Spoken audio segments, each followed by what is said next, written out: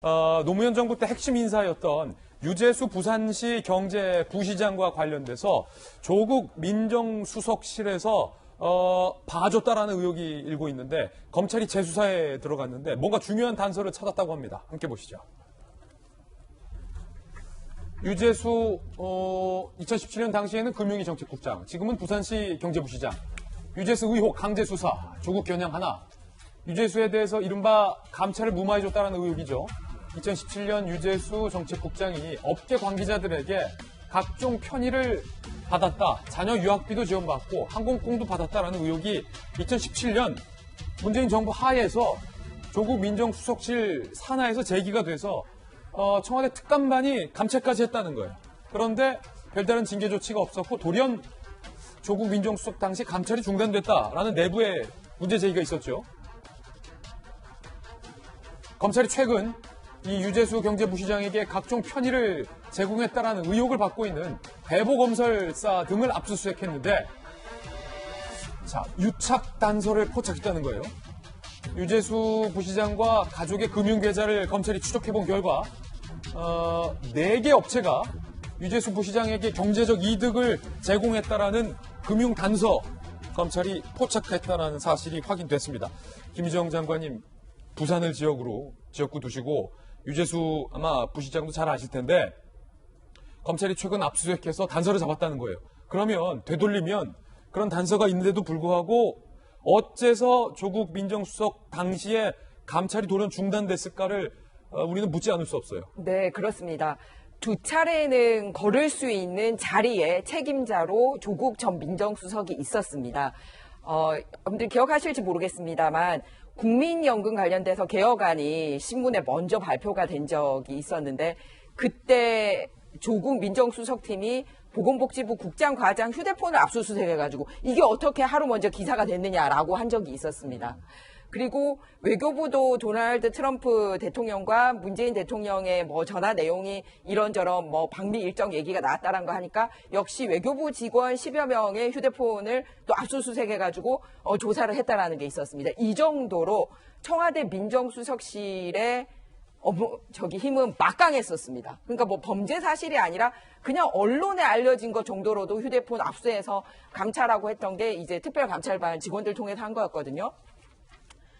그 정도로 고위공직자들 관리를 하면서 비리와 관련된 돈이 오가는 자리에 있었던 금융위원회의 담당 국장에게 아주 구체적인 제보가 잇따랐었습니다. 예. 이 내용은 김태우 전 특감반원의 그 증언에서도 나오고 있습니다. 어떤 내용들이냐면 본인도 이제 업체로부터 차량을 제공받아가지고 출퇴근할 때 자기 차량이 아닌 다른 차량을 이용했다. 그거는 이제 눈에 보이는 사실이었기 때문에 증언이 있었거든요. 그리고 또 자녀들 유학비가 이제 업체들로부터 제공이 있었고 항공권 같은 것도 있었다라고 얘기를 하면 언론에 먼저 나간 것 정도로 휴대폰을 압수수색할 정도라면 저 정도가 제보가 들어오면은 당연히 불러서 조사를 하고 해야 되는데 이런 거를 멈췄어요. 감찰이 스르르. 네. 그게 일개 감찰반원 선에서 할 수 있는 일이 아니라는 게 이제 김태우 전 감찰반 주장에 의해서도 나왔었습니다. 그러니까 감찰반장 정도도 아니고 이 정도면 민정수석에게 보고가 된다라는 사실이에요. 그리고 또 하나는 유재수라는 분이 어떤 인물인지에 대해서도 또 주목을 해야 됩니다. 그냥 금융위원회 국장 정도가 아니라 과거 노무현 대통령 시절에 1부속실의 행정관이었고 대통령의 수행 비서를 지냈어요. 청와대를 보면 다른 비서들은 대통령 집무실하고 비서동하고 뚝 떨어져서 근무를 해야 되니까 수석이나 비서관 정도만 대통령 얼굴을 보지 일반 행정관들은 대통령 얼굴을 보기가 힘이 듭니다. 예. 하지만 1부속실하고 2부속실만 대통령하고 같은 건물에서 근무를 할 뿐만 아니라 1부속실은 문고리죠, 말 그대로. 예. 그러니까 대통령을 만나기 위해서 오는 모든 분들을 다 관리하는 게 1부속실이고 거기에 행정관이고 수행비서였기 때문에 사실은 이 정권 그리고 전에 노무현 대통령 정권에서 핵심 중에 핵심인 꽃보직만 걸어서 오신 대표적인 인물이 바로 유재수 부시장이라는 거예요. 예. 그런데다가 지금같이 경제적으로 막 이렇게 어렵다고 하는 시기에 서울 다음으로 큰 도시 부산의 경제부시장으로 부산에 연고가 없는데 가게 된 것도 바로 문재인 대통령 시절에 그렇게 부산 인맥들하고 연고가 있다라는 것 때문에 가게 된 거거든요. 그런데 문제는 뭐냐면 1단계인 금융정책위원회 있을 때도, 금융위원회 있을 때도 이거를 걸러가지고 처벌을 했어야 됐고, 그때 못했다라면 2단계, 2018년에 부산시 경제부시장 보낼 때도 검증을 했었단 말이에요. 민정수석실에서. 그럼요.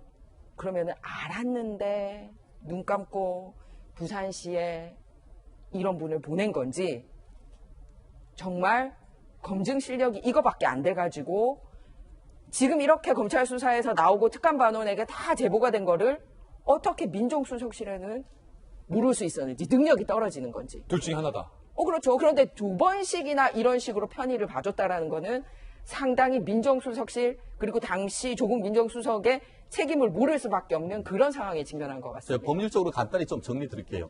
사실 이거는 뭐냐면은 공무원이, 금융위원회 공무원이 관련된 지국적 어떤 그 회사로부터 돈을 받은 건 뇌물이에요. 그리고 그 금액이 3천만 원 넘으면은 5년 이상 징역, 벌금이 없습니다. 바로 그냥 그 구속인 거예요. 그런 사안에 대해서 이것을 무마했다?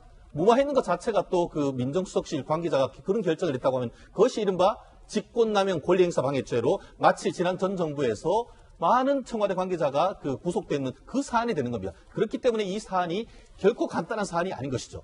예.